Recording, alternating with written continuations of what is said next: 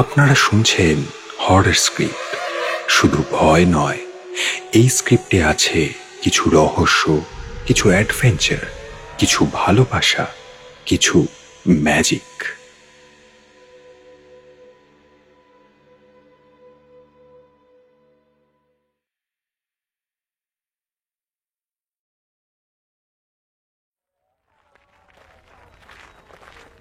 হরি হরি বল, বলো হরি হরি বল, বলো হরি হরি বল,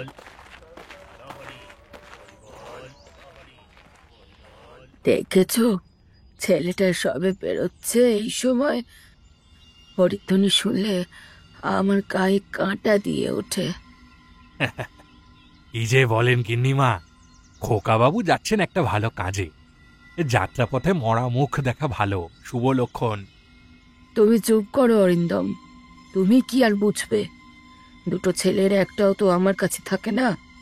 দুদিনের জন্য এলো, তাও চোখের আড়াল হয়ে যাচ্ছে। কত দূর যাবে, তাও আবার গাড়ি করে। পথঘাটের অবস্থা কি আর ভালো? সকাল থেকেই আমার ডান চোখটা নাচছে, কি যেন একটা হবে। রক্ষা করো ঠাকুর, রক্ষা করো, রক্ষা করো।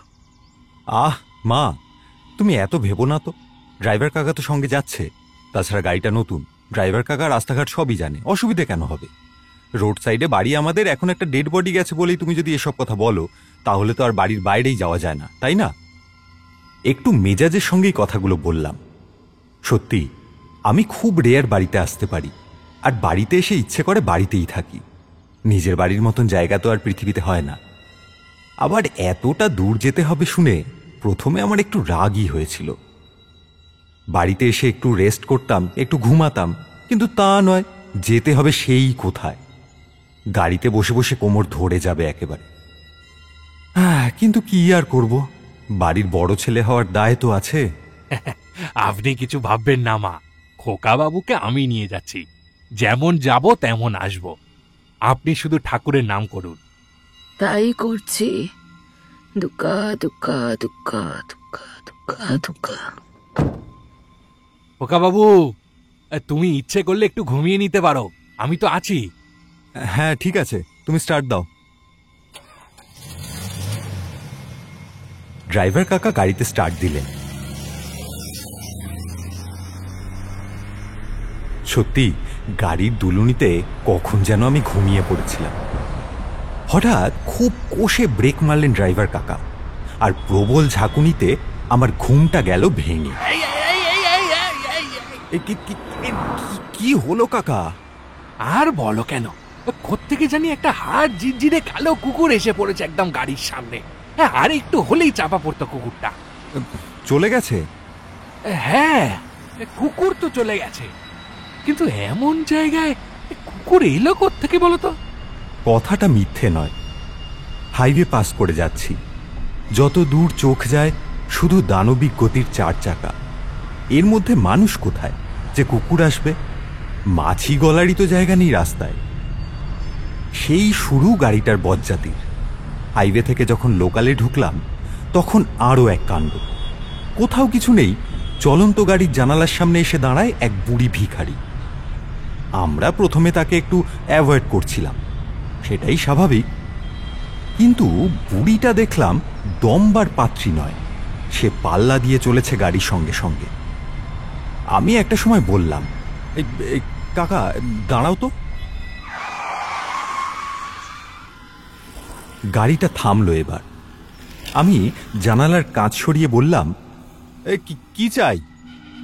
বুড়িটা একটা রোগা সরু হাতের কবজি তুলে দেখালো। কি যেন ক্ষত হয়েছে তার হাতে, জায়গাটা লাল দগদগে হয়ে রয়েছে। ওষুধ দাও। ওষুধ? ওষুধ আমাদের সঙ্গে নেই, পয়সা দিচ্ছি, কিনে নাও। পয়সা চাই না আমার, একটু ওষুধ দাও। আরে কি মুশকিল, ওষুধ এখন পাবো কোথায়? আরে পাগল নাকি, রাস্তার মধ্যে যত উটকো ঝামেলা, আমরা ওষুধ পাবো কোথায়? আমরা কি ডাক্তার? না, পয়সা নিলে নাও, আর না হলে চলে যাও বাপু, আমাদের দেরি হয়ে যাচ্ছে।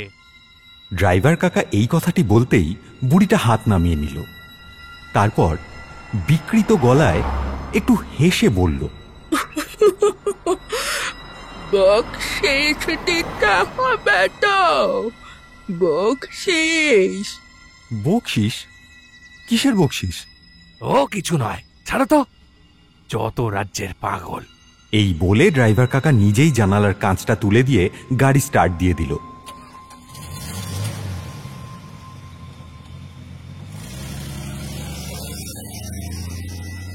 বুড়িটা কিন্তু আর আমাদের সঙ্গ নিল না।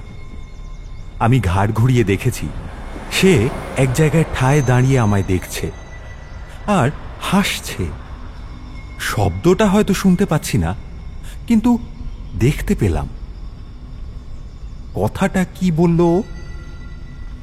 বকশিস দিতে হবে। কিসের বকশিস? আর হাতের ক্ষতটা কি করে হলো? আমাদের কাছে ওষুধ চাইছিল কেন? পয়সা দিতে চাইলাম অথচ নিল না, এ আবার কেমন ভিখারি? এই সবই ভাবছি, হঠাৎ আরে কি হলো ড্রাইভার কাকা, তুমি আবার ব্রেক কষলে? না খোকা বাবু, আমি ব্রেক কষিনি, গাড়িটা এমনিই দাঁড়িয়ে গেল। মানে কি হচ্ছে এসব? না না, আমার কিনা নতুন গাড়ি, এটা কিছুতেই এমনি এমনি দাঁড়াতে পারে না। ততক্ষণে আমরা মেঠো পথে এসে গেছি। চারপাশে গ্রামের শোভা, সবুজ মাঠ আর খোলা জমি। বিকেল হয়ে এসেছে, একটু পরেই ঝুপ করে সন্ধে নামবে। গ্রামের সন্ধে হঠাৎই হয়। জায়গাটা কেমন ফাঁকা ফাঁকা, বাড়িঘর তো কিছুই নেই। মাথার উপর দিয়ে একদল বক উড়ে যাচ্ছে। দাঁড়াও, নিচে নেমে দেখি কি হলো। ড্রাইভার কাকা দরজা খুলে নিচে নেমে গেল। গেছে তো গেছে, আর আসে না। আমি চেঁচিয়ে বললাম, কিছু পেলে? না, তবে একটা অদ্ভুত জিনিস হয়েছে। অদ্ভুত জিনিস? তুমি দেখবে এসো একবার। আমি নামলাম গাড়ি থেকে। সামনে গিয়ে দেখি ড্রাইভার কাকা খোলা বোনেটে এক দৃষ্টে চেয়ে দেখছে। আমিও দেখলাম, আর দেখেই চমকে উঠলাম। এ কি? এই জিনিসটা এখানে কি করে এলো? জানি না খোকা বাবু, আমিও তো তাই অবাক হয়ে যাচ্ছি। বোনেটের এক কোণ থেকে তিল তিল করে উপর থেকে নিচে গড়িয়ে পড়ছে রক্ত, লাল তাজা রক্ত। গাটা ছমছম করে উঠল আমাদের। কেমন যেন দগদগে ক্ষত চিহ্নের মতন হয়ে যাচ্ছে আমাদের গাড়ির বোনেটের ভেতরের অংশটা। সেই বুড়িটার হাতের কবজিতে যেন এই ক্ষতরই একটা ছোট সংস্করণ দেখেছিলাম। বুড়িটা ওষুধ চেয়েছিল, গাড়িটাও কি ওষুধ চাইছে? এ কি হচ্ছে ড্রাইভার কাকা? কাকা, এমন কি হওয়া সম্ভব? না, সম্ভব নয়। বন্ধ বোনেটের ভিতর তাজা রক্ত আসে কোথা থেকে? ভালো করে দেখলাম তো, এখানে জীবন্ত কিছুই নেই, সবই তো যন্ত্রপাতি। তাহলে আচ্ছা, ওই বুড়িটা কি ওষুধ চাইছিল গো? আমি জানি না খোকা বাবু, আমি কিচ্ছু জানি না।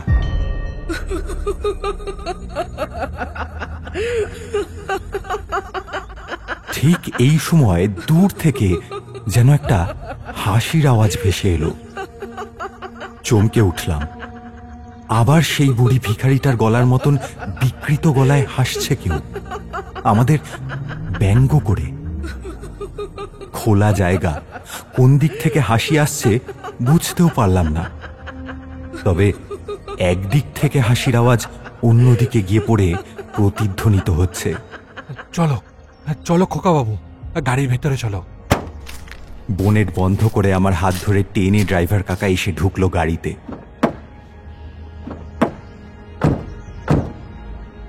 তারপর বন্ধ হলো গাড়ির দরজাও। কি যেন একটা অজানা আতঙ্ক গ্রাস করেছে আমাদেরকে। আমি বসেছি কাকার পাশে, তাই গাড়ির পিছন দিকে সিট পুরোপুরি খালি। তবুও কি হলো কাকা? তুমি তুমি কি দেখছো? আমার আমার মনে হলো পিছনের সিটে কেউ যেন বসে আছে। কি? আমিও পিছন দিকে তাকালাম। না, কেউ নেই। ঠিক তখনই খেয়াল করলাম গাড়ির এসিটা কখন যেন বন্ধ হয়ে গেছে। কাকা, এসিটা বন্ধ হলো কখন? জানি না খোকা বাবু। হঠাৎ প্রচণ্ড ঘামতে শুরু করলাম আমরা। সাধারণ গরমের ঘাম কি এমন হয়? না ভয়ে ঘামছি দুজনেই? না, কাকা আর চেষ্টা করেনি স্টার্ট দেওয়ার। একটা সময় পর মোবাইল ফোনে একটার পর একটা ফোন এসে ঢুকছে। ফোনটা ভাইব্রেট করা, বুক পকেটে আছে বলে টের পাচ্ছি কাঁপুনিটা, কিন্তু হাত বাড়িয়ে ফোনটা যে বার করব সেই সাহসও কিছুক্ষণের জন্য লোপ পেয়েছে আমার। এইভাবে কেটে গেছে অনেকটা সময়। ঘনিয়েছে গভীর অন্ধকার। হঠাৎ গাড়ির হেডলাইটটা নিজে থেকেই জ্বলে উঠল। এসিটাও চালু হলো আপনা থেকে। দুজনেই অবাক হলাম একসঙ্গে। কাকা মুহূর্তে স্টিয়ারিংয়ে হাত রেখে গাড়িটাও সচল করল। গাড়ি স্টার্ট নিতেই কাকা কপালে হাত ছোঁয়ালো একবার, যেন ধন্যবাদ দিল ভগবানকে। গাড়িটা চলছে ড্রাইভার কাকা, গাড়িটা চলছে, কিন্তু কিন্তু কি করে? আর একটু আগে চলছিল নাই বা কেন? আমি জানি না। পথের দেবতা আছে জানো তো, আবার অপদেবতাও আছে। আজকে পড়ন্ত বেলায় যাকে আমরা দেখলাম সে কাদের দলে পড়ে খোকা বাবু? আমার শির দ্বারায় ঠান্ডা স্রোত প্রবাহিত হলো এইবার। আচ্ছা কাকা, ওই ভিখারিটা, হ্যাঁ, ওর হাতের ক্ষত যেমন লাল তেমন লাল হয়ে গেল আমাদের বনেটের ভেতরটা। আচ্ছা, ও বকশিসের কথা বলছিল, ওষুধের বদলে বকশিস। এর মানে কি? সত্যি মানে আমিও জানি না। ভুলটা কি তবে আমাদের? আমাদের কি কিছু বলতে চাইছিল? কিন্তু কি বলতে চাইছিল? আর গাড়ির চাকায় চাকায় ভরা ব্যস্ত হাইওয়ের মাঝখানে একটা হাড় জিরজিরে কুকুর কোথা থেকে এলো বলতো? আর কোথায় চলেই বা গেল সে? এইসব প্রশ্নের উত্তর কে দেবে ড্রাইভার কাকা? আমাদের আজ বেরোনোর সময়টা বোধ হয় শুভ ছিল না। গিন্নি মায়ের মন তাই কু গেয়েছিল। আমি এত বছর ড্রাইভারি করছি, কিন্তু এমন দুর্লক্ষণ কখনো দেখিনি। শুধু একবার কি? সে 30 বছর আগের কথা। তোমার সেজ পিসির শ্বশুর বাড়ি গিয়েছি পুজোর তত্ত্ব নিয়ে। বাড়ি থেকে গেছেন তোমার বাবা আর তোমার মেজ জেঠু। সেইবার এমন ঘটনা ঘটেছিল। আর তারপর কি হয়েছিল জানো? কি হয়েছিল?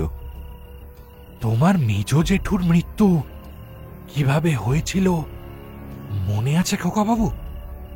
হ্যাঁ, মনে আছে। আমি তো তখন খুব ছোট, হয়তো ক্লাস 4-এ পড়ি। তবু মনে আছে মেজ জেঠু ইলেকট্রিক শক খেয়ে মারা গিয়েছিলেন। তিনি তো ইলেকট্রিক্যাল ইঞ্জিনিয়ার ছিলেন, তবুও ইলেকট্রিকের শকটা খেলো কি করে?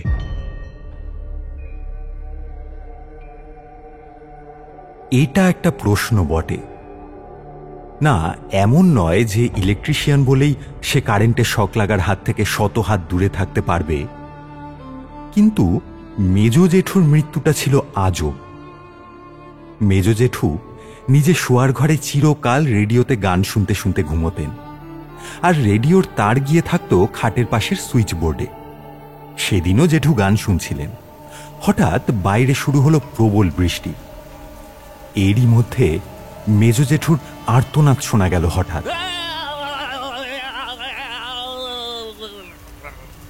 জেঠিমা বাপের বাড়ি গিয়েছিলেন। বাইরে থেকে লোকজন ছুটে এসে দরজা ধাক্কা দিল। মেজদা দরজা খোল, কি হলো? কি হলো রে মেজো? দরজা খোল। মেজকর্তা, দরজা খোলেন। কিন্তু দরজা আর খোলে না। শেষে দরজা ভাঙা হলো। ভেঙে দেখা গেল সুইচ বোর্ডের প্লাগ লাগানোই আছে, কিন্তু তার কানেক্টিং পয়েন্ট রেডিওর সাথে নেই। সেটা রয়েছে বিছানায় শোয়া মেজ জেঠুর নাভির উপর। ইলেকট্রিক শকে তার দেহটা নিথর হয়ে গেছে।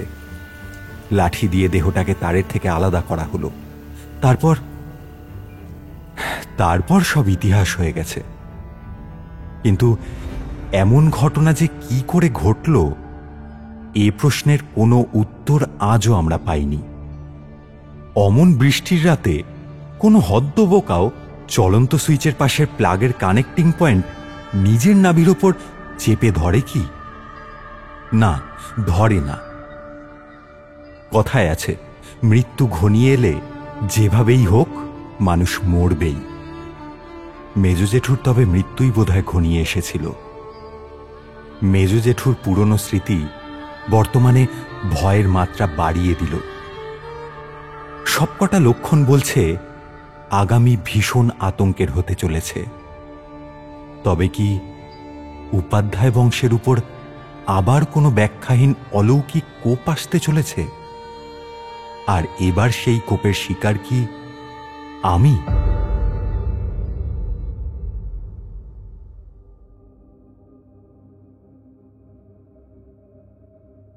আমরা গ্রামের বাড়িতে যখন এসে পৌঁছালাম তখন অনেক রাত। নতুন গাড়িটা মাঝ রাস্তায় বিগড়ে না গেলে ঠিক সময় চলে আসতাম। ছোটবেলায় কয়েকবার এসেছি, বড় হয়ে সেভাবে আসা হয়নি আর।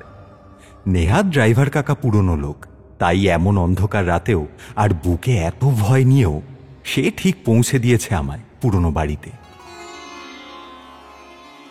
আমি কলকাতায় থাকি না, পাটনায় আমার কাজের জায়গা। কলকাতায় এসেছি বাড়ির রথ উপলক্ষে। আমাদের বাড়ির এই রথের উৎসব আজকের নয়, শুনেছি 3 পুরুষ ধরে হয়ে আসছে এই উদযাপন। আগে গোটা গ্রামে সাড়া পড়ে যেত স্নানযাত্রার দিন থেকে। তাছাড়া আমাদের বংশের রথ একবারের বেশি 2 বার ব্যবহার হতো না। সুদূর উড়িষ্যা থেকে কাঠের মিস্ত্রি নিয়ে এসে যত্ন করে ফি বছর রথ তৈরি করা হতো। সে কাঠের কারুকাজ দেখার মতন ছিল। 56 ভোগ নিবেদন করা তা তো আছেই। তাছাড়া পাশাপাশি প্রতি বছর সোনার মুকুট দেওয়া হতো জগন্নাথ, বলরাম, সুভদ্রাকে। একই ধরনের 3টে সোনার মুকুট। সেই মুকুট 1 বছর দেবতার মাথায় পরিয়ে পুজোর শেষে খুলে নেওয়া হতো। তারপর সেই মুকুটের আর কোনো অস্তিত্ব থাকত না। সোনা গলিয়ে বাড়ির মহিলারা পছন্দসই গয়না গড়িয়ে নিতেন। আমাদের বাড়িতে বরাবরই মহিলাদের দেবী লক্ষ্মীর সঙ্গে তুলনা করা হয়। তাদের সোনা, সম্মান আর যত্নে রাখা হয়।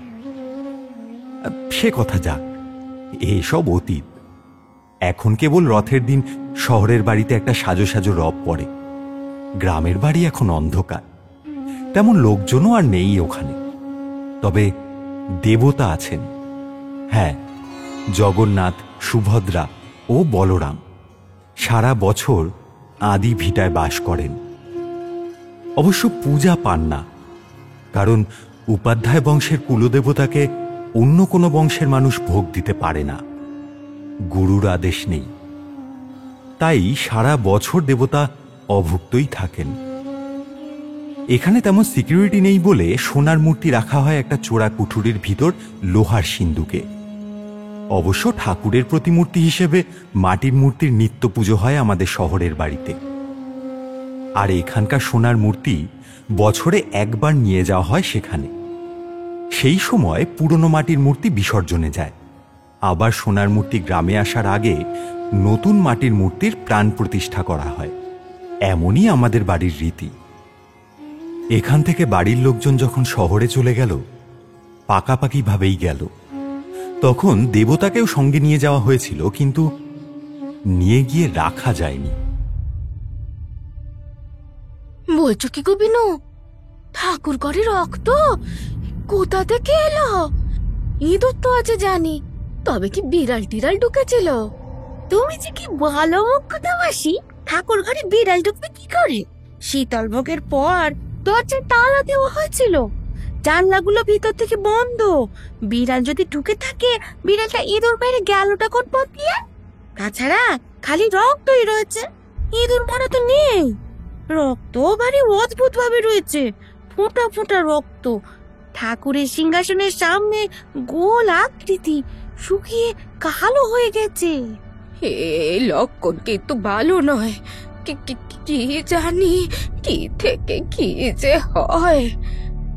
বাড়ির কাজের লোকেরা নিজেদের মধ্যেই এইসব আলোচনা করছিল। বাড়ির লোকেরাও চিন্তায় চিন্তায় অস্থির। আগে কখনো হয়নি এরকম। চন্দন কাঠের সিংহাসনে জগন্নাথ রয়েছেন তার ভাই বোনদের সঙ্গে। তাদের সামনে শ্বেত পাথরের মেঝেতে রক্তের দাগ আসে কোত্থেকে? এই চিন্তা যখন শেষ হয়নি, এরই মধ্যে খবরটা এলো। সম্পর্কে আমার বাবার পিসি হন।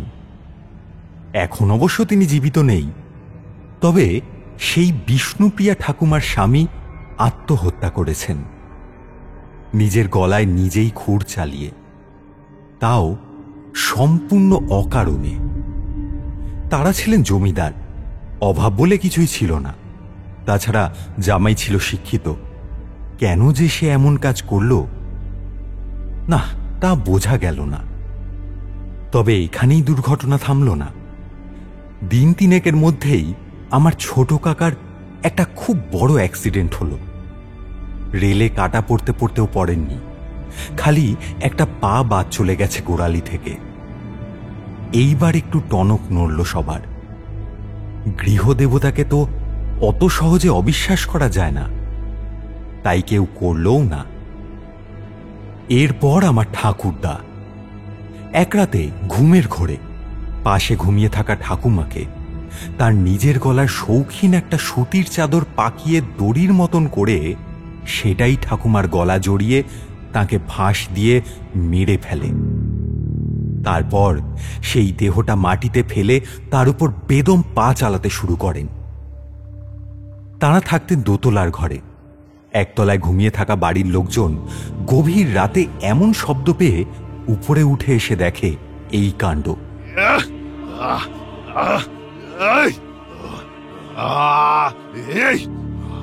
এ কি বাবা, আপনি আপনি কি করছেন?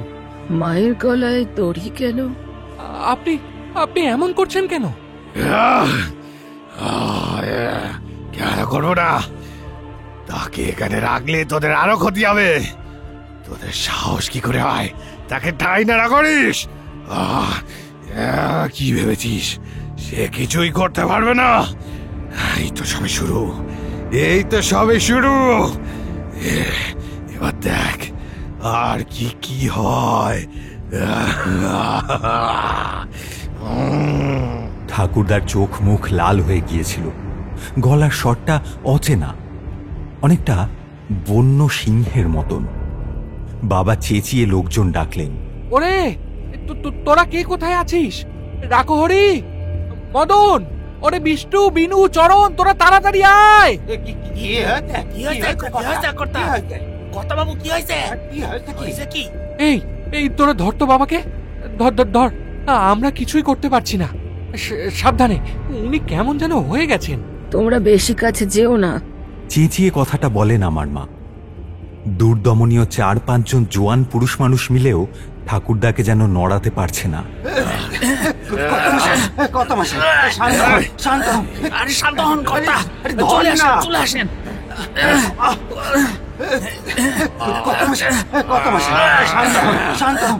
শান্ত হন কর্তা, চলে আসেন, চলে আসেন। অবশেষে মেঝেতে পড়া ঠাকুমার মৃতদেহের উপর থেকে অনেক কষ্টে তাকে ঠেলাঠেলি করে পাশে সরিয়ে দেওয়া হয়। আর তখনই ঠাকুর ঘরের দিক থেকে হঠাৎ কি যেন পড়ে যাওয়ার আওয়াজ ভেসে আসে।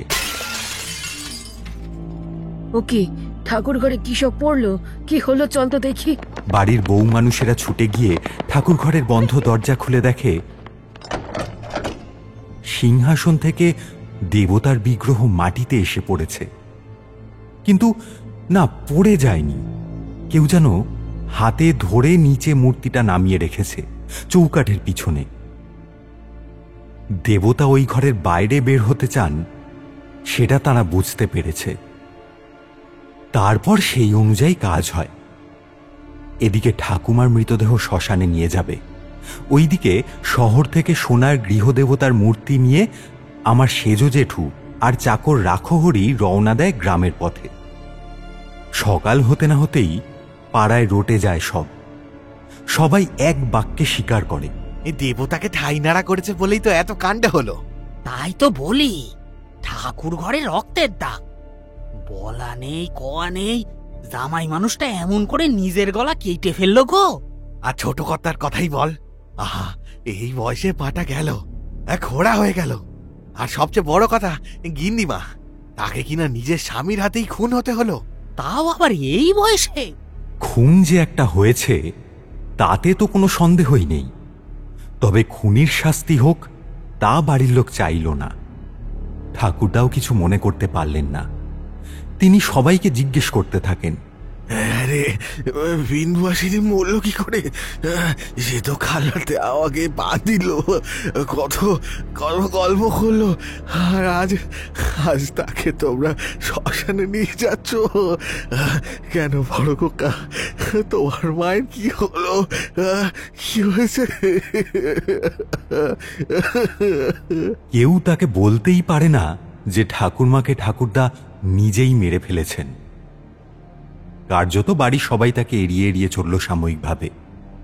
ঠাকুরদার সেই মূর্তির কথা আমার বাবা আজীবন ভোলেননি। ভয়ে কাঁটা হয়ে আমার বাবা ঠাকুরদাকে বললেন, আগে মায়ের হৃদযন্ত্র বিকল হয়ে গেছে, ঘুমের মধ্যেই মারা গেছেন। 5 জনের মুখ পয়সা দিয়ে প্রভাব দিয়ে বন্ধ করা হলো। 75 বছর বয়সে উপাধ্যায় বংশের বড় কর্তা রত্নরঞ্জন ফাঁসি কাঠে চড়ুক সেটা কেউ চায়নি, কিন্তু ঠাকুরদা বাঁচলেনও না বেশি দিন। প্রায় রাতে তাকে বোবায় ধরত। এক চাকরকে ঠাকুরদার ঘরে শুতে বলা হয়েছিল। সেই চাকর ভয়ে ভয়ে একদিন মাঝরাতে ছুটে আসে একতলায়। ঘুমন্ত লোকজনের ঘুম ভাঙানোর জন্য দরজায় এলো পাথারি চাপড় মারে সে। দরজাটা খোলো, ওগো কর্তা, গিন্নিমা দরজাটা খোলেন, দয়া করেন, দেখবেন চলেন কি হচ্ছে সেখানে। ঠিক এই সময় কোথা থেকে যেন একটা বিড়ালের কান্না শোনা গেল।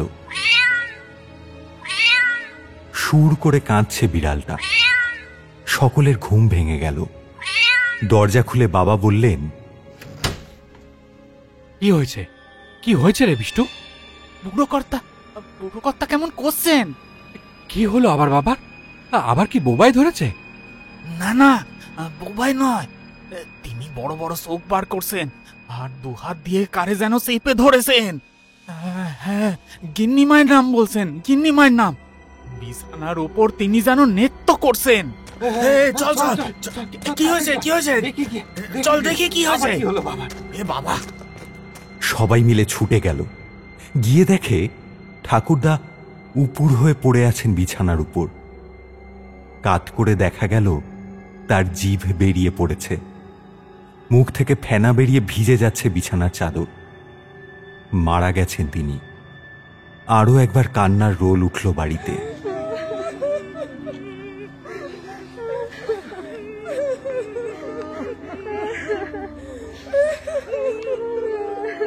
কি থেকে যে কি হলো তা কেউ জানে না, তবে সবার ধারণা হয়ে গেছে গৃহদেবতাকে আদি ভিটের বাইরে এনে বেশি দিন রাখার জন্যই এই সমস্ত অকল্যাণ হয়েছে।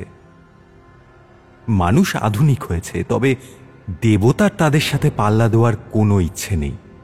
তিনি যেমন ছিলেন, যেখানে ছিলেন, সেখানেই থাকতে চান। হয়তোবা শ্বেত পাথরের মেঝেতে শুকনো রক্তের মতন যে ফোঁটা ফোঁটা দাগ সকলে দেখেছিল, সেগুলো আসলে রক্ত ছিল না, সেগুলো ছিল অশ্রু। দেবতার চোখের জল বাড়িতে পড়েছে বলেই একটার পর একটা অঘটন ঘটছে। কুলগুরুকে খবর দিয়ে আনানো হলো মথুরা থেকে। তিনি সবটা বিচার করে শুধু বললেন, এই অগাধ ব্রহ্মাণ্ডে অসীম রহস্য। দেবতা ভক্তের প্রাণ নিয়েছেন, এ কথা কোনো পাপীও বলবে না। কিন্তু তার ক্রোধের শিকার হলে যা নয় তাই হতে পারে, এ কথাও মিথ্যে নয়। তাই আমি বিধান দিচ্ছি, তোমরা তাকে নিয়ে টানাটানি করো না। তিনি যেখানে আছেন সেখানেই থাকুন। শুধু বছরের বিশেষ সময় তাকে অতিথির মতন তোমাদের এই বাড়িতে নিয়ে এসো। তারপর পুজো অর্চনা মিটে গেলে বাড়ির কোনো মানুষ সযত্নে তাকে আবার রেখে আসবে সেইখানে। এই আমার বিধান। কাজটা যেন অবশ্যই চিরকাল বাড়ির মানুষের দ্বারাই হয়। তার সেই করে যাওয়া বিধান আমাদের বাড়ির কিংবদন্তি হয়ে গেছে, আর আজ আমার গ্রামে আসা সেই নিয়মেরই রক্ষা করতে। গতকাল কলকাতা থেকে এসেই শুনলাম। বড় খোকা, বড় বিপদ হয়েছে বাবা। সে কি মা, কি হয়েছে? কিসের বিপদ? দেখ না, এই এত আয়োজন হচ্ছে অথচ মায়ের মূর্তিটাই এখনো আনা হয়নি, গ্রামের বাড়িতেই পড়ে আছে। কিন্তু কেন আনা হয়নি? কেন? কে আনবে? ছোট খোকা তো ছুটিই পেল না, আসতে পারবে না এবার। সেই যে তার পড়া শুরু হয়েছে, কবে যে শেষ হবে তার কোনো ঠিক নেই। এই রকম বলো না মা, ছোট ডাক্তারি পড়ছে, কোর্স শেষ না হলে সে আসবে কি করে? আর ছুটি পাওয়া না পাওয়াটা তো কারোর হাতে নেই, তাই না? দেরাদুন থেকে ভাইয়ের আসার কথা ছিল, কিন্তু সে আসছে না শুনে আমার বেশ খারাপ লাগলো। কিন্তু করার তো কিছু নেই। আমাদের বংশের নিয়ম, বাড়ির ছেলে ছাড়া অন্য কেউ গিয়ে ওই মূর্তি গ্রাম থেকে শহরে আনতে পারবে না। বাবা নেই, এখন আমরা এই দুই ভাই ভরসা। তাই কাজটা হলো এবার আমার। মাকে বললাম, ঠিক আছে মা, আমি কাল সকালেই রওনা দেব। তুমি কিছু চিন্তা করো না, পুজোর তো এখনো বেশ কটা দিন দেরি আছে, তার মধ্যে মূর্তি এলেই তো হলো। মাকে তো বললাম সব ঠিক আছে, কিন্তু আজ সকাল হতেই আমার ভয়ঙ্কর রকম পেট খারাপ হয়ে গেল। কোনো মতে ব্যাপারটা সামলিয়ে দুপুর রওনা দিতে বেশ দেরি হলো। পুজোর এখনো দেরি আছে বটে, কিন্তু ঠাকুরমশাই জানিয়েছেন কি একরকম তিথির নাকি ব্যাপার আছে। সেই তিথি আগামীকাল, যোগটা ভালো নয়।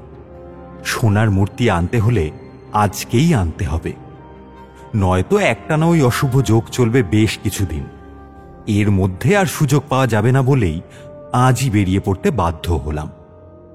গ্রামের বাড়ি এখন খালি, গ্রামটাও বেশ খালি হয়ে গেছে মুহুর্মুহু ডাকাত পড়ে।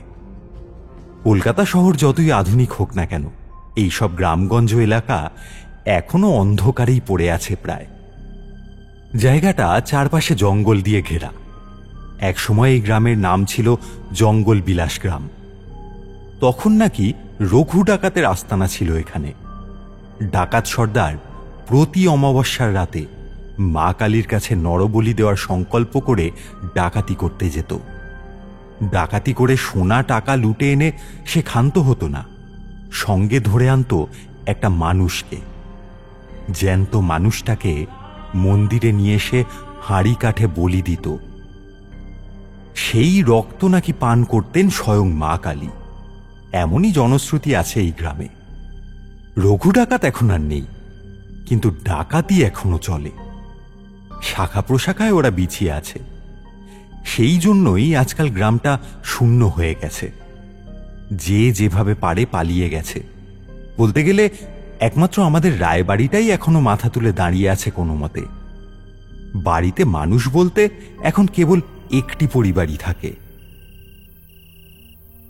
গাড়িটা ভিটে বাড়ির সামনে এসে যখন থামল, তখন রাত অনেক হয়েছে, প্রায় 12টার কাছাকাছি। একে তো শুনশান জায়গা, ঝিঁঝি ডাকছে চারপাশে। অনেক দূর থেকে একরকম হায়নার হাসির মতন কিসে যেন ডাক শোনা যাচ্ছে। মাথার উপর ফরফর করে উড়ে গেল কয়েকটা চামচিকি। খুব হালকা হালকা দেখতে পেলাম তাদের। এখন বোধহয় অমাবস্যার কোটাল। আকাশে শুধু তারা, চাঁদ নেই। চারপাশ শ্মশানের মতন স্তব্ধ। ওই রাতের জীবগুলোর শব্দ ছাড়া কিছুই আর শোনা যাচ্ছে না। অরিন্দম কাকা গাড়ি থেকে নেমে দরজায় টোকা মারতে থাকলেন, কিন্তু কোনো সাড়া শব্দ পাওয়া গেল না। খোকাবাবু, শুধু ডাকাডাকি করলে হবে না, দাঁড়াও, দরজাটা একটু ধাক্কা দিয়ে দেখি। আসলে রাত হয়েছে তো, ওরা বোধহয় ঘুমিয়ে পড়েছে। অরিন্দম কাকা পুনরায় দরজায় টোকা মারতে মারতে চেঁচাতে লাগলেন, নিবারণদা, ও নিবারণদা, অরুণ, আরে ও বৌমা, তোমরা কে কোথায় আছো? দরজাটা খোলো, আমরা এসেছি তো। খোকাবাবু এসেছে যে, কতক্ষণ বাইরে দাঁড় করিয়ে রাখবে? নিবারণদা। ড্রাইভার কাকা, বলছি ওরা বাড়িতে আছে তো আদৌ? কি যে বলো, থাকবে না তো যাবে কোথায়? অরুণটা তো বেয়াক্কেলে, 1 নম্বরের কুঁড়ে, আর বৌমা একা মেয়ে মানুষ। নিবারণদারও তো বয়স হয়েছে, এই বাড়ি ছাড়া যাবেটা কোথায় শুনি? কথাটার যুক্তি আছে, আমি বললাম। তাহলে ওরা দরজা খুলতে এত দেরি করছে কেন? কি জানি, দাঁড়াও, আমি বরং একবার খিড়কির দৌড়ে গিয়ে ডেকে দেখি। না মানে, শোনো কাকা, আমি ডাকলাম কিন্তু সে শুনল না। হাতে টর্চ ছিল, সেটা নিয়ে সে গটগট করে বাড়ির পিছন দিকে চলে গেল। এদিকে আমি সদরের সামনে দাঁড়িয়ে আছি বোকার মতন। কিছুটা দূরেই একটা বাঁশ গাছের গা ঘেঁষে গাড়িটা রাখা হয়েছে। আমি সদরের দিক থেকে মুখ ঘুরিয়ে গাড়িটার দিকে তাকালাম। ধুর, গাড়িটা যদি ঠিক মতন সার্ভিস দিত তাহলে এতটা দেরি হতো না আসতে, আর এত হুজ্জুতিও করতে হতো না বাড়ির ভিতরে যাওয়ার জন্য। আচ্ছা, আজ এখানে যদি ডাকাতি হয়? ডাকাত কথাটা অজান্তেই মাথায় এলো, সঙ্গে সঙ্গে মনটা ছ্যাত করে উঠল।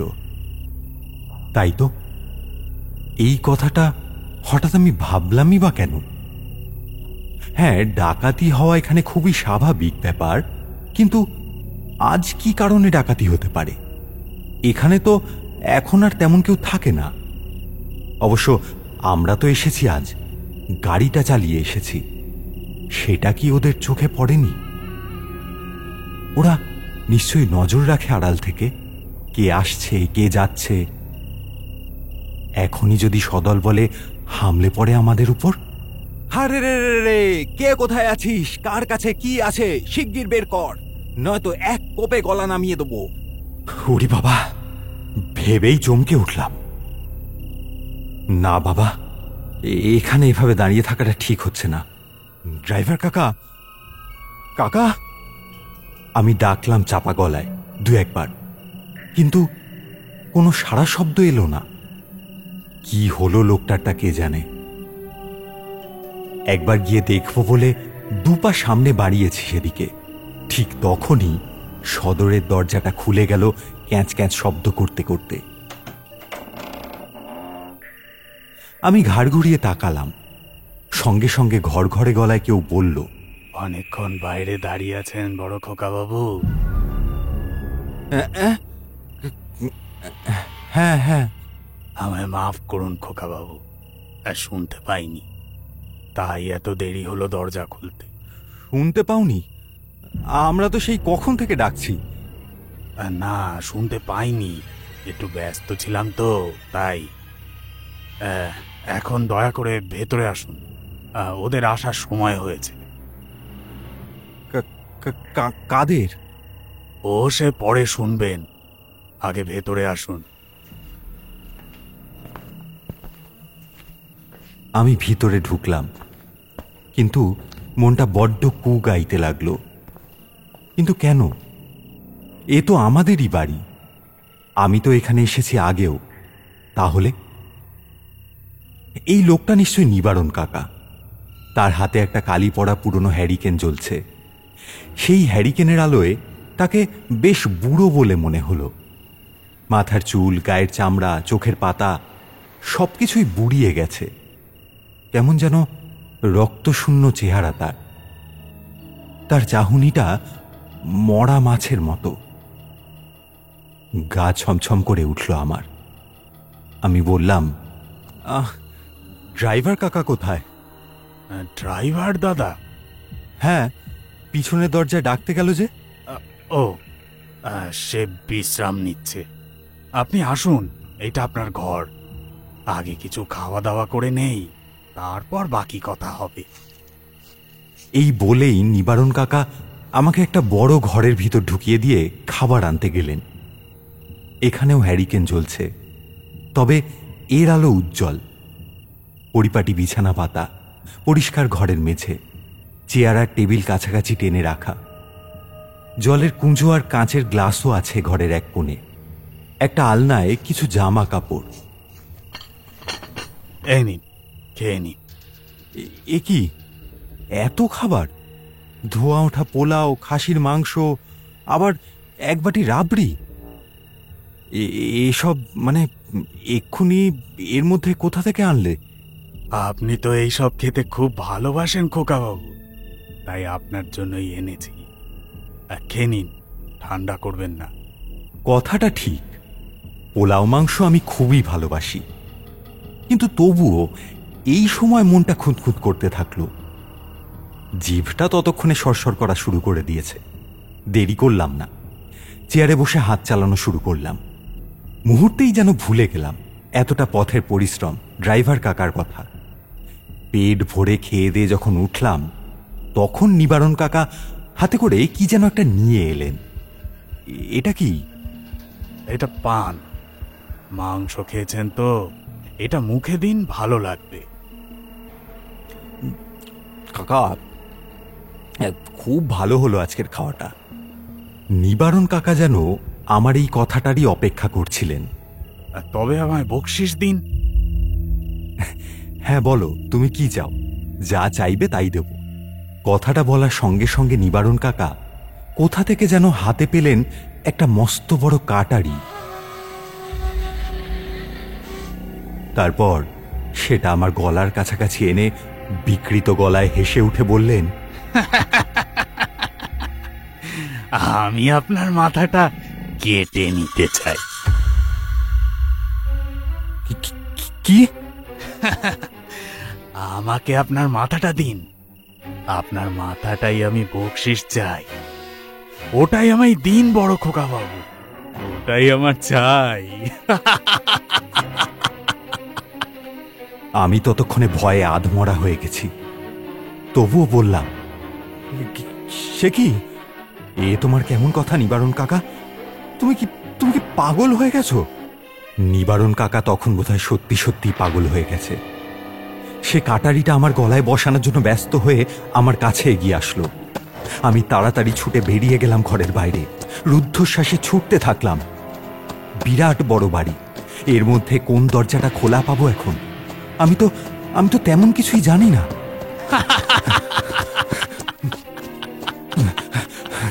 কোথায় পালাবেন? আমাকে আপনার কাটা মাথা দিতেই হবে, আমি ছাড়বো না। পিছনে তাড়া করে আসছে অমানসিক রূপে মৃত্যু। আমি পড়ি কি মরি করে ছুটতে ছুটতে সামনে একজনকে পেলাম। বাড়িতে আলো একেবারেই নেই, তবুও মাথার উপর ছাদের ফুটোফাটা দিয়ে অল্প তারার আলো এসে পড়েছে ভিতরে। তাতেই দেখতে পেলাম মূর্তিটা। সে 2 হাত বাড়িয়ে দাঁড়িয়েছিল। আমি কাছে যেতেই সে শক্ত করে জাপটে ধরল আমাকে। কি ঠান্ডা, অসহ্য ঠান্ডা তার ছোঁয়া। ছাড়ো, ছাড়ো, ছেড়ে দাও আমাকে, ছেড়ে দাও। কিন্তু সে আমায় ছাড়ছে না, অথচ আমি ছাড়াতে চাইছি। আমি অনেক কষ্টে হাত দিয়ে তার বুকের উপর একটা প্রচন্ড ধাক্কা দিলাম। সঙ্গে সঙ্গে সে মাটিতে পড়ে গেল, আর আমি আর একবার শিউরে উঠলাম। কারণ তাকে ধাক্কা দেওয়ার সময় আমার হাত লেগে গিয়েছিল তার ঘাড়ের উপর। আর বুঝতে পেরেছি সেখানে জায়গাটা খালি, মাথা নেই। আমি ছুটতে লাগলাম অন্ধের মতন।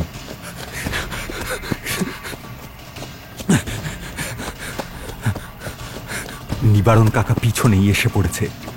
ঠিক এমন করে ছুটতে ছুটতে একটা দরজার সামনে এসে পৌঁছালাম। হুমড়ি খেয়ে পড়লাম দরজাটার উপর।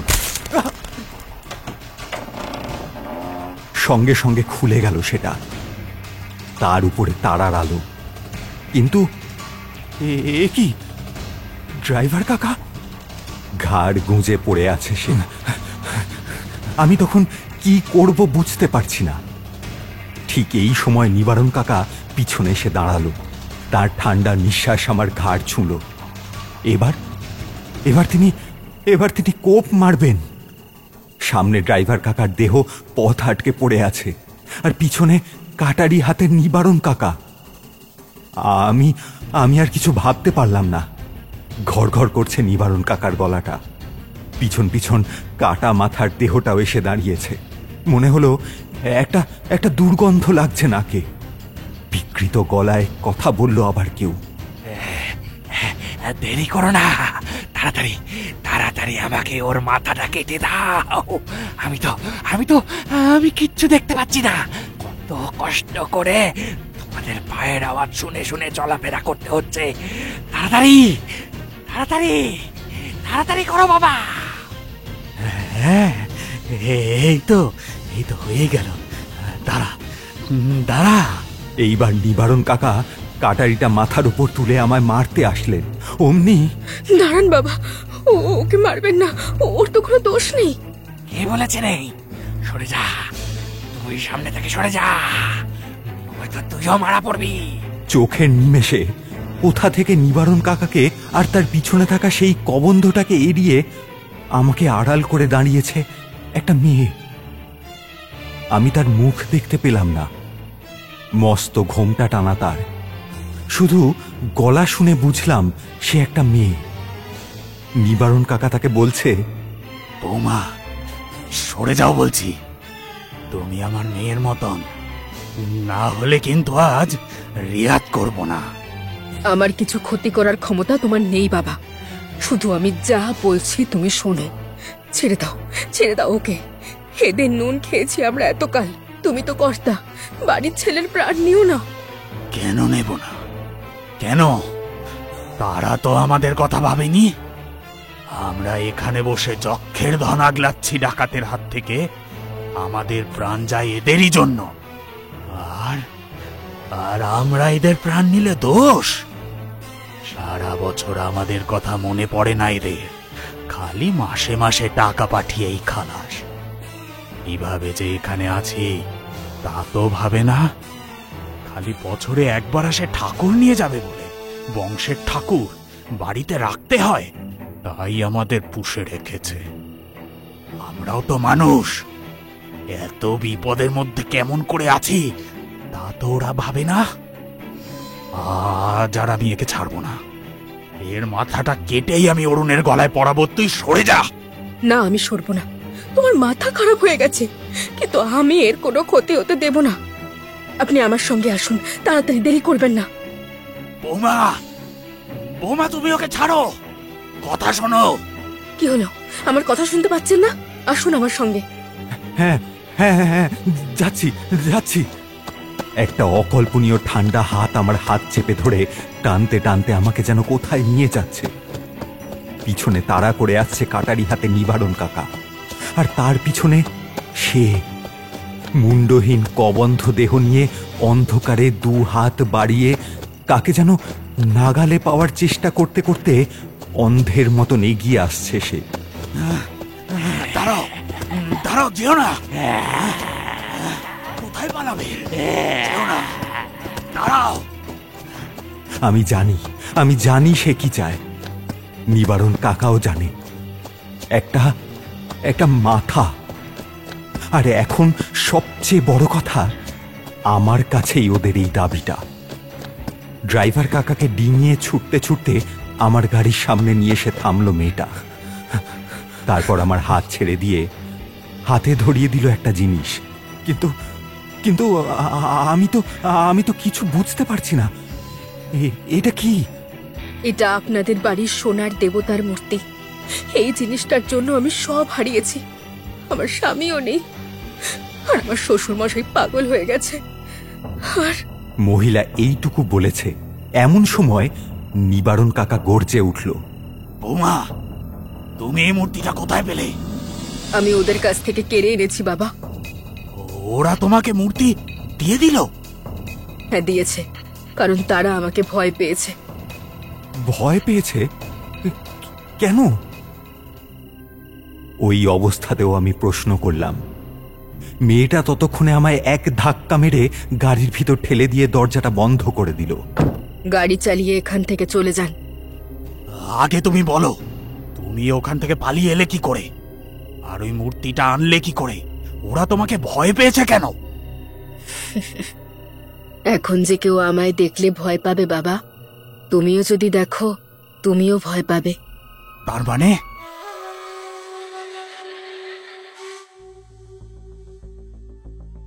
আরে রে রে রে রে রে রে রে রে রে রে রে রে রে, এই বুড়ো, তাড়াতাড়ি দরজা খোল, না হলে দরজা ভেঙে ফেলবো।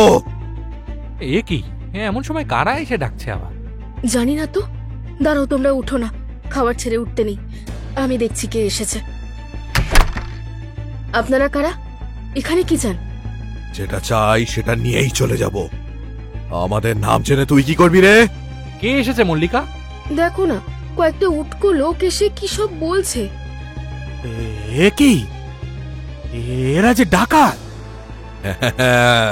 ঠিক ঠিক, বুড়োটা ঠিক চিনেছে। মাথার চুল পেকে গেছে তো, তাই সব বুঝতে পারে।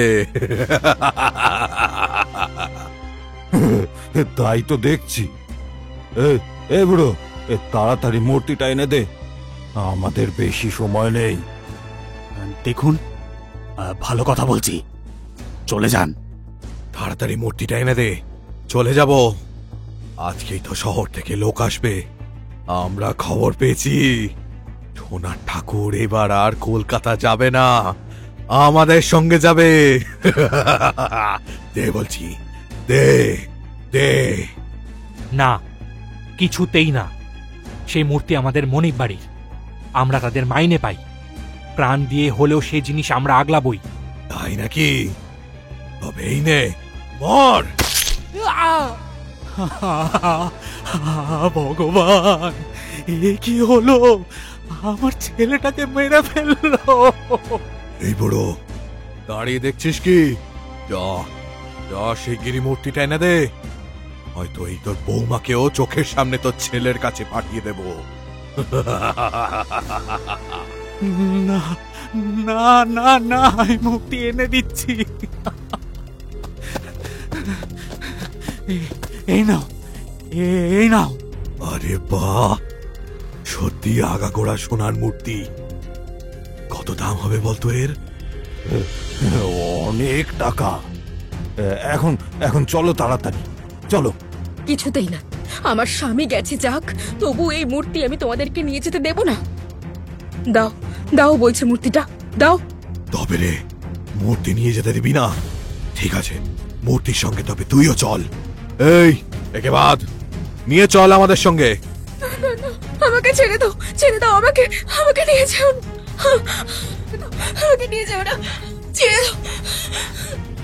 ছেড়ে দাও, ছেড়ে দাও, আমার বৌমাকে ছেড়ে দাও। তোমাদের কি ভগবানের ভয় নেই? ওটা বড্ড ঝামেলা করছে তো।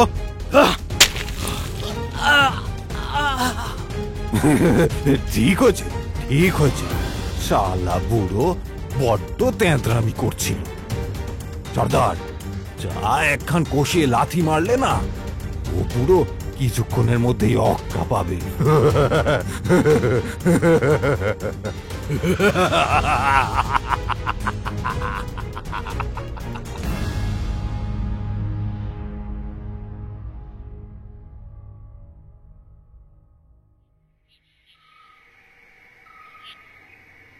সন্ধে হয়ে এলো সর্দার, আর বেশি দেরি করা যাবে না।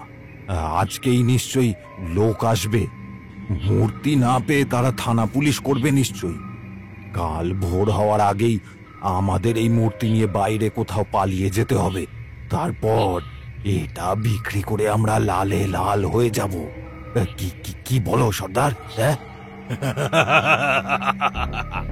ঠিক ঠিক, সে আর বলতে। খবরদার, এই মূর্তির কোনো ক্ষতি করার চেষ্টাও করবে না তোমরা। ঠাকুরের গায়ে হাত দিচ্ছ তোমরা? তোমরা জানো তোমরা কত বড় অন্যায় করছো? সমূলে ধ্বংস হয়ে যাবে তোমরা, সমূলে ধ্বংস হয়ে যাবে। এই মেয়েটার বড্ড বড় বড় কথা, এর কথাটাই চিরকালের মতো বন্ধ করে দে তো। এই দে তো কাটারিটা। না না না, ছেড়ে দাও, ছেড়ে দাও আমাকে, ছেড়ে দাও না, না না, ছেড়ে দাও, ছেড়ে দাও।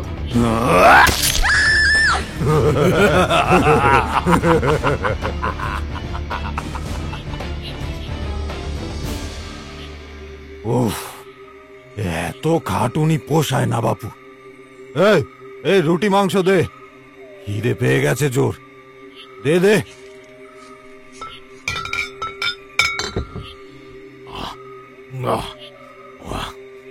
ওখান থেকে চলে যাওয়ার আগে এই মরাটা পুঁতে দিতে হবে, না হলে আমার শেয়াল কুকুর ছেঁড়া খোড়া করবে।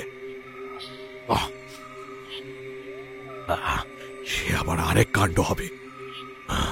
এই মেয়েটার খুব তেজ ছিল, মূর্তি মূর্তি করেই মরলো। এখন কি করবে? ওই তো, ও তো শুয়ে থাকবে মাটির তলায়। আর মূর্তিটা চলে যাবে বিদেশে।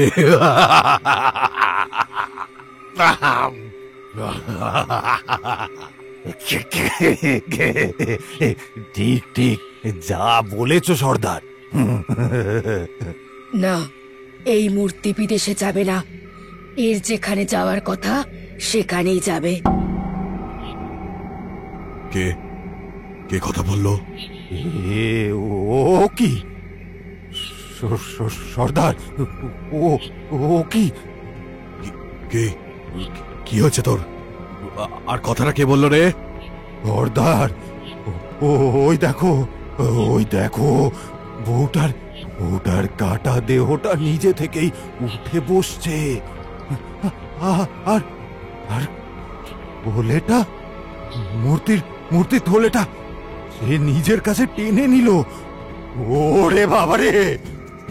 ও মা গো, বাঁচাও!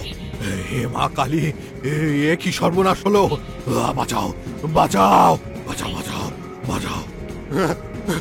পালা পালা, যে যেখানে আছিস পালিয়ে যা, যে যেখানে পারিস পালিয়ে যা। একে নিশ্চয়ই জিন ভর করেছে। পালা পালা! রক্ষা করো মা, রক্ষা করো, পালা কালী মা, রক্ষা করো, রক্ষা করো।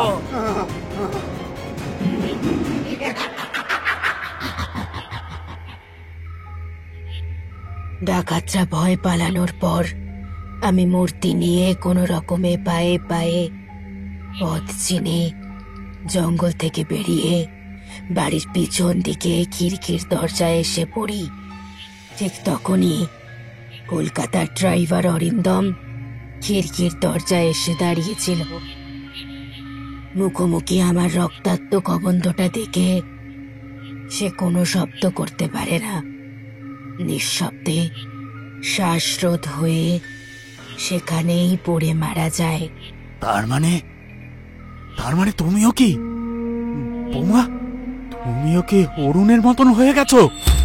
মেয়েটা তার মুখের ঘোমটাটা এক টানে খুলে ফেলল। মেয়েটার ধরের উপর মাথা নেই। বৌমা তুমি? হ্যাঁ, আমিও তোমার ছেলের মতো। আমরা এখন এক হয়ে গেছি বাবা। তুমি আমাদের দেখে ভয় পাচ্ছ না তো? না না, ভয় পাবো কেন? আমিও আমিও আমিও তোমাদের মতন হয়ে যাচ্ছি। দাঁড়াও দাঁড়াও, কই কাটারি তো কই? কাটারি! চোখের পলকে নিবারণ কাকা নিজের গলায় কাটারি চালিয়ে দিল। সঙ্গে সঙ্গে রক্তে ভেসে যেতে লাগলো তার ধর। মাথাটা পড়েছে আগে মাটিতে, এবার দেহটাও পড়ে গেল। পাশাপাশি এসে দাঁড়ালো দুটো কবন্ধ।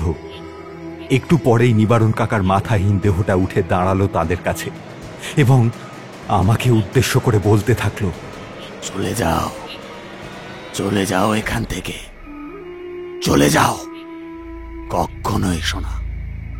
এখানে আমরা অপেক্ষা করছি। একটা, দুটো, তিনটে কাটা মাথার।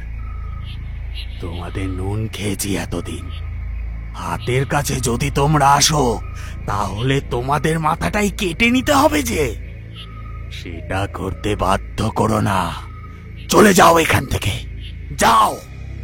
চলে যাচ্ছি, চলে যাচ্ছি, আমি চলে যাচ্ছি, চলে যাচ্ছি।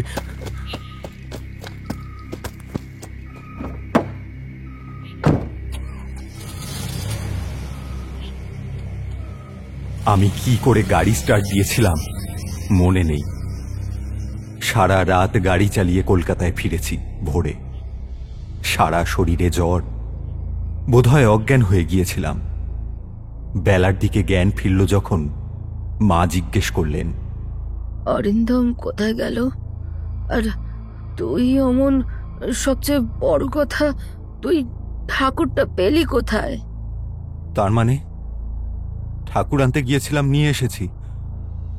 এর মধ্যে কোথায় পেলি জিজ্ঞাসা করছো কেন মা? নিবারণদার এক ভাইপো ছিল, বিশ্বনাথ। সে এসে খবর দিল যে বাড়িতে ডাকাত পড়েছিল দুপুরে।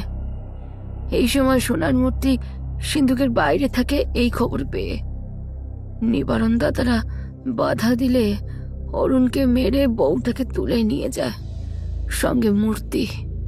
আর বিশ্বনাথ, সে তো আমাদের খবর দিয়েই তার দেশের বাড়ি বরিশালে চলে গেছে। আচ্ছা, নিবারণদা কেমন আছে? আর অরিন্দম কোথায়? মার কথা শুনতে শুনতে আমি আবার জ্ঞান হারালাম। সেন্সলেস হওয়ার আগের মুহূর্ত পর্যন্ত বোধহয় এই চিন্তাটাই মাথায় ঘুরছিল আমার। নিবারণ কাকা ওই কথাটা কেন বলল? আমরা যেন ওখানে আর না যাই। মরবার পরেও কি আমাদের প্রতি ওদের কৃতজ্ঞতা যায়নি? তাই সাবধান করে দিল। ওরা ওখানে অপেক্ষা করছে, কখনো যদি কোনো জ্যান্ত মানুষ ভুল করে গিয়ে ওখানে পড়ে। আমি তাদের বলছি, সাবধান, তোমরা মনে রেখো, ওরা হাতের কাছে কাউকে পেলে ছাড়বে না, কারণ ওরা কাটা মাথা চায়।